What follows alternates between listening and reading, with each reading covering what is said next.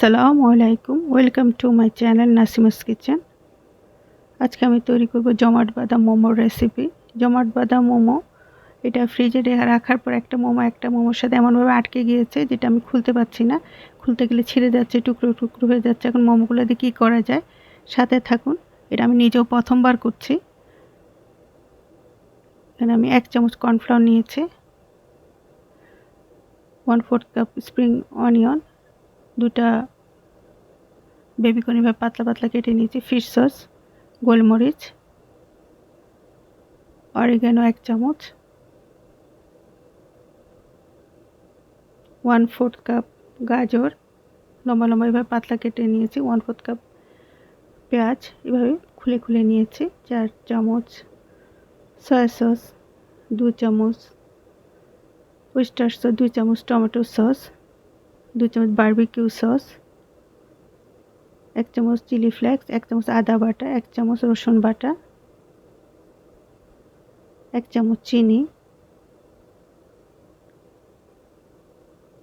4-5টা কাঁচামরিচ আমি বীজ ফেলে এরকম লম্বা লম্বা করে কেটে নিয়েছি, পাতলা পাতলা করে। 6-7 কোয়া রসুন লম্বা লম্বা করে কেটে নিয়েছি, 1 কাপ ক্যাপসিকাম, লবণ স্বাদ মতো, আর 1 কাপ চিকেন আর বাটার। স্টিমারে পানি গরম করতে দিয়েছি। এখন আমরা মোমোগুলো স্টিম করে নিব, যে নর্মালি আমরা যেভাবে মোমো স্টিম করে নিই। ঢেকে দিলাম। মোমোগুলো আমাদের স্টিম হয়ে গিয়েছে। এখন আমরা এটা তুলে নিচ্ছি। এটা আমরা একটা কাটিং বোর্ডে নিয়ে নিচ্ছি। একটু ঠান্ডা হওয়ার পর আমরা এগুলো কেটে কেটে নিব। কেটে জমাট বেঁধে গিয়েছে, আমরা একটু লম্বা লম্বা করে কেটে নিচ্ছি। এগুলা ভেজিটেবল মোমো করা ছিল। মোমোগুলো আমাদের কাটা হয়ে গিয়েছে। এখন আমরা একটা ডিশে তুলে নিচ্ছি। একটা প্যান বসিয়ে দিলাম। এখানে আমরা দিচ্ছি এক টুকরো বাটারটা আমরা এভাবে পুরোটা প্যানে লাগিয়ে দিব। বাটারটা পুরো যখন গলে যাবে তখন আমরা এখানে চিকেনটা দিয়ে দিচ্ছি। চিকেনটা আমরা যেহেতু পাতলা পাতলা করে কেটেছি, এটা সিদ্ধ হতে এক্সট্রা পানি দিতে হবে না। চিকেন থেকে যে পানি বের হবে এতে সিদ্ধ হয়ে যাবে। দিয়ে দিচ্ছি আদা বাটা, রসুন বাটা, আর 2 চামচ সয়া সস দিয়ে আমরা নেড়ে চেড়ে এটা চিকেনটা ভালোভাবে কুক হওয়া পর্যন্ত ভেজে নিব। দিচ্ছি সামান্য একটু লবণ। আমরা কিন্তু লবণটা বুঝিয়ে দেবেন, কারণ অনেকগুলো সস ইউজ করছি, প্রতিটা সসে কিন্তু লবণ থাকে। চিকেনটা আমাদের হয়ে গিয়েছে, আমরা তুলে নিচ্ছি। প্যানে আবার দিয়ে দিচ্ছি 2 টুকরো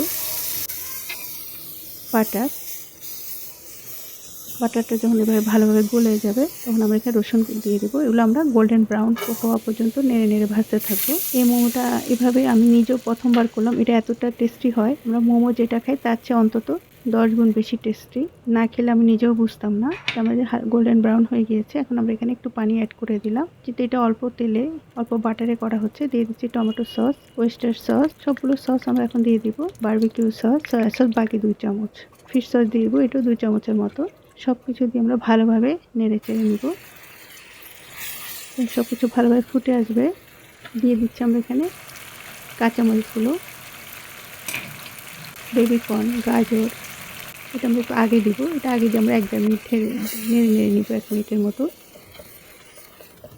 যেগুলো শক্ত একটু, ওগুলো হচ্ছে কুক হতে সময় লাগবে। দিচ্ছি আমরা স্প্রিং অনিয়ন, ক্যাপসিকাম, আবার আমরা একটু নেড়ে চেড়ে নিব। আমরা হাই ফ্লেমে রান্না করব। পেঁয়াজ সব কিছু দিয়ে আমি নেড়ে মিক্স করে নিচ্ছি। কুইক প্রসেসে রান্না, সময় লাগে না। দিচ্ছি চিকেনগুলো। আমরা কিছুই খুব সিদ্ধ করে নিব না, একটু কচকচে ভাব থাকবে, যাতে ক্রাঞ্চি ভাব থাকে, নাহলে খেতে ভালো লাগবে না। তখন আমাদের যে 1 চামচ আমরা কর্নফ্লাওয়ার নিয়েছি, এটা একটু পানি দিয়ে আমরা গুলিয়ে নিচ্ছি, নর্মাল ঠান্ডা পানি। আমরা এখানে চিনি দিচ্ছি 1 চামচ। চিনিটা অবশ্যই দিতে হবে, এটা একটু টক মিষ্টি স্বাদের হবে, যেহেতু আমরা অনেকগুলো সস দিয়েছি। চিলি ফ্লেক্স দিয়ে দিলাম। ঝালটা যার যার পছন্দ মতো আমরা কমিয়ে বাড়িয়ে দিতে পারি। নেড়ে চেড়ে নিচ্ছি। এখন আমরা কেটে রাখা যে মোমোগুলো দিয়ে দিই। মোমোগুলো এটার সাথে আমরা ভালোভাবে মিক্স করে নেব।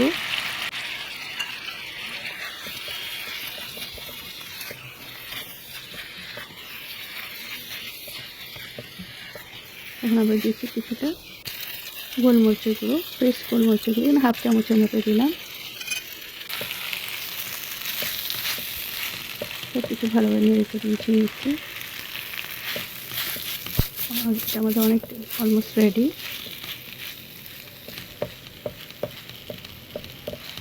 এখন আমরা এখানে যে কর্নফ্লাওয়ারটা গুলিয়ে রেখেছি সেটা দিয়ে দিচ্ছি, আর দিচ্ছি অরিগানো।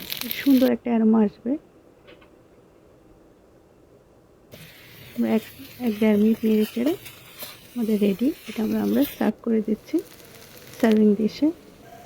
জমাট বেঁধে থাকা মোমো যে এত মজার হতে পারে এটা না খেলে বোঝা যাবে না। এটা নর্মাল মোমোর চেয়ে অ্যাটলিস্ট 10 গুণ বেশি টেস্টি।